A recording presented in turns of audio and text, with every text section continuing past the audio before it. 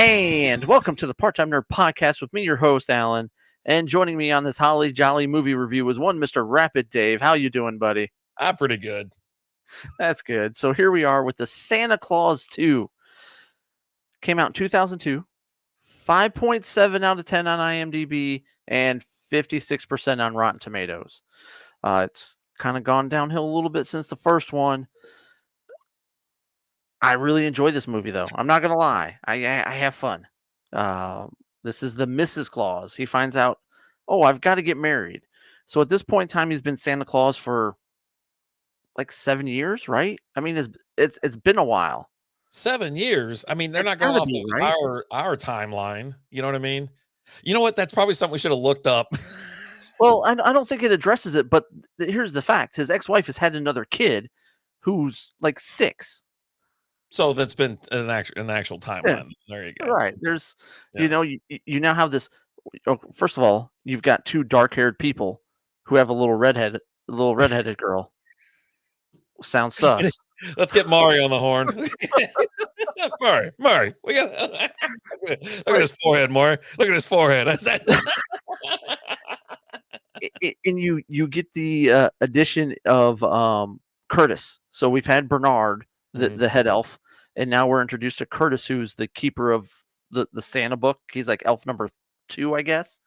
He's second in command, of the elves. And they wait until 30 days before to be like, oh, by the way, you need to get married by Christmas Eve, or you're not going to be Santa anymore. This is pertinent information that he probably should have been told years ago, where he can get out and start laying the tracks down. Like maybe the first year, like, hey, FYI, you've got 7 years to find a wife. No rush, take your time. But no, it's by the way, you have like 20 days. You gotta do this now, and you're gonna actually start not becoming Santa between now and then. A little bit less every day.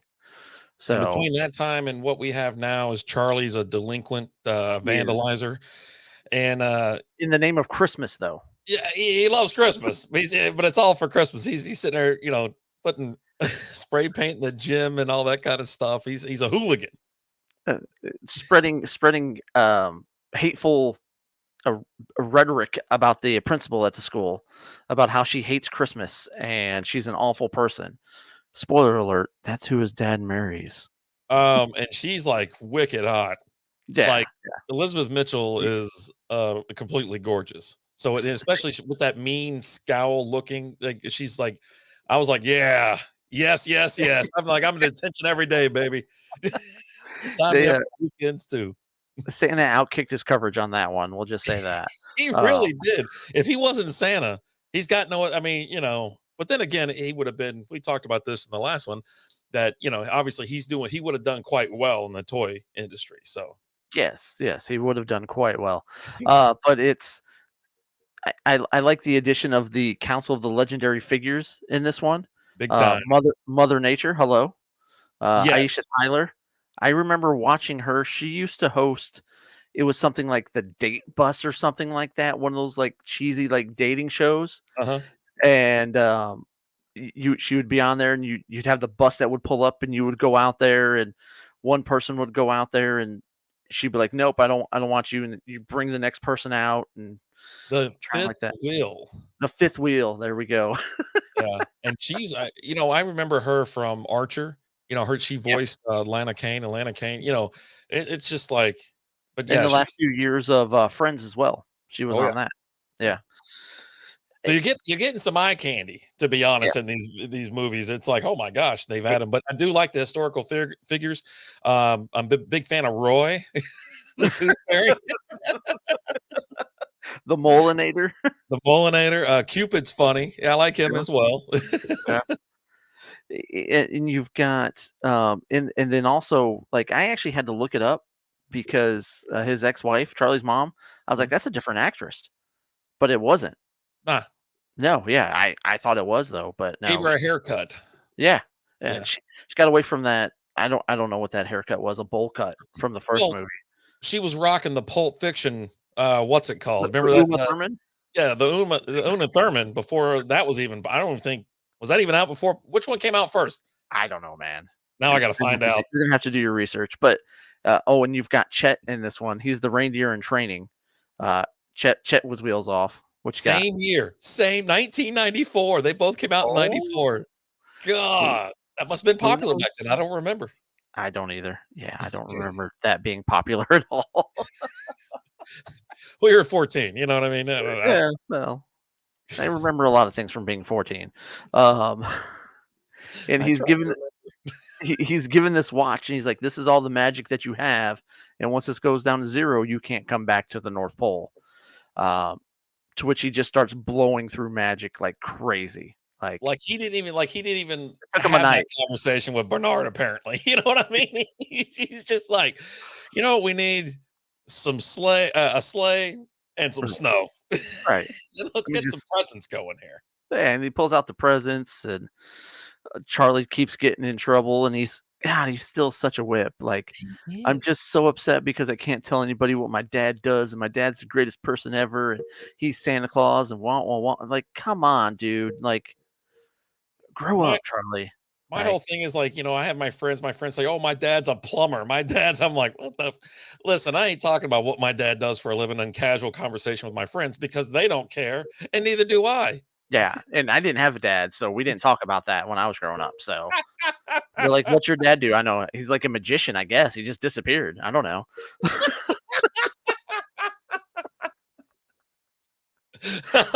But Jesus. it's a fun movie. I love it. And here's the thing I want to talk about with Christmas movies. Christmas movies get a pass for just being just kind of, I don't know. Well, I don't know what the word is I'm looking for. Like, Cheesy? because right, for being cheesy. There you Mm, go. yeah. Because it's Christmas. It's a magical time of the year. It's Christmas is fun. It's exciting. The whole Christmas thing, Santa Claus and all that. It's all magical. And you watch these movies, and if it wasn't a Christmas movie, you'd be like, "What the heck am I watching?" Right? But because it's a Christmas movie, it gets a pass. Uh, I don't think these need a pass, to be honest, and I watch this one, just about as much as I watch the original when it comes on or if I wanna fire it up, and it's just entertaining, you know what I mean? They make it all about Mrs. Claus in this one. He's gotta find a wife, you got the legendary they introduce several new characters, and they're all great. But yeah, I mean, it's a movie that isn't now, I don't watch just any Christmas movie just to watch it because I haven't there's several that I haven't watched, and we're gonna go through them, and so it'll be right, my first time watching them. So there's some right. that I don't just like, "Oh, yeah, it's Mm, fun," or "It's whatever." but with this one, you've got the whole fact that so Santa's he's got to find a wife, he's got to deal with Charlie, but he's still got to run the North Pole, right? Mhm, And production is behind, so they gotta pick up the pace, you know. mhm. So Curtis comes up with the idea of we're gonna make a toy Santa and put your personality in it. We're gonna download your brain into him, and he's gonna run things.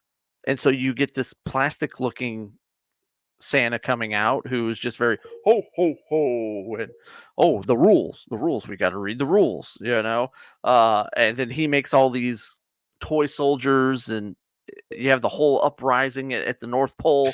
Toy Santa takes over. Every kid is getting coal because they don't behave, and they're like, well, that's not the way it works. He's like, well, he wiped his boogers on her. That's not good. That's naughty list, you know. Everybody's Uh, getting coal, like, yeah, it now because, Scott's down in the real world and Santa and fake Santa's up in the North Pole, and he's like, "They're all bad kids. Everybody's getting," everybody. "Well, we just give kids a break this time of the year." He goes, "I don't understand that." And he pretty much rabbles off a list of reasons that most people don't like kids anyways. They're loud, they're always sticky. They're like, like, damn it, this guy knows what's going on. They are always sticky. It's ridiculous. I don't Kids are understand it. kids are gross. Yeah. I love mine to death, but yeah, no, they totally are. But yeah, it's a fun movie. Especially like the part where he's at the Christmas party, and they're Mhm. pulling out all the old toys, and they're all having a good time and having fun. That's the Uh, faculty meeting. There's a yeah, Christmas faculty meeting at the yeah. school. Mhm. And it was an awful party. Like, she planned an awful party. It's just She totally terrible. failed. It's a good thing he was there to bail her out. And But yeah, it was good. And then you can't end it like so you end the first one with Charlie plotting his dad's death. So he gets married, and what's the first thing she says to him? Don't stay out too late. Like, it's Christmas Eve, lady. He's got to deliver toys to the whole world. You need to be a little bit more understanding, okay? He's not at the bar, right? Pool at 2:00 in the morning. He's flying over Zimbabwe at 1,000 miles an hour, dropping presents off. And he just got done telling you he's getting ready to take you on a 3-month honeymoon. Okay. Don't be out too late. Hey, I'll see you when you get home. That sets up the next movie and how sound? much she's just a pain in the butt. That's setting up for episode or number 3. It all changes once you get married, bro. I mean, just like that. Bam. And now you can't stay out too late. It's like, it's what? Okay, I'll do what I can. He flies off. So I got married, so I can get divorced now, right? Like, I don't have to stay married. Is that how this works?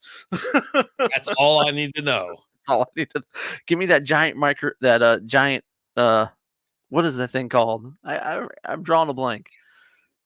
I don't know. Magnifying glass. Give me that giant magnifying glass. I need to check the fine print on getting divorced on that card. But guys, check it out. It's a fun movie. Thank you for watching. Like, share, subscribe, comment, follow, all that fun stuff. If there's anything you want us to watch, send us over an email, parttimenerdpodcast@gmail.com. Until next time, we'll talk to you guys later. Deuces.